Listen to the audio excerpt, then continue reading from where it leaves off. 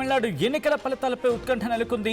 In fact సర్వేలు చెబుతున్న ఫలితాలు, సర్వేల నుంచి వస్తున్న ఆ ఫలితాలు ఉత్కంఠను పెంచుతూ ఉన్నాయి. తాజాగా షాకింగ్ ఫలితాలు వెల్లడించింది టుడేస్ చాణక్య. డిఎంకే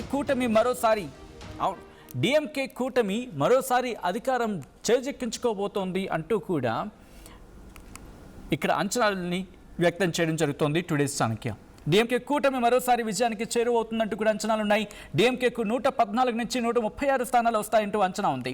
ఇంట్రెస్టింగ్గా విజయ్ టీవీకే పార్టీ 52 నుంచి 74 స్థానాలను కైవసం చేసుకోవచ్చు అని చెప్పి అంచనాలున్నాయంటే అర్థం చేసుకోవచ్చు. టుడేస్ చాణక్య కూడా అదే చెప్తూ ఉంది. ఇక ఏఐఏడిఎంకే బీజేపీ కూటమి కేవలం 34 నుంచి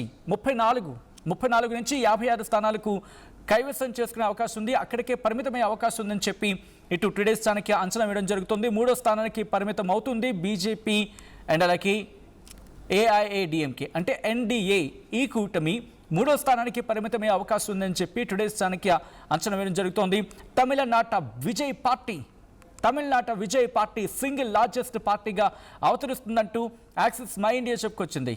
ఏకంగా మీరు గమనిస్తే కనుక యాక్సిస్ మై ఇండియా తమిళనాడు విషయానికి వచ్చినప్పుడు డిఎంకేకి కాకుండా టీవీకేకు 98 నుంచి 120 స్థానాలు దక్కుతాయంటూ చెప్పుకొచ్చింది.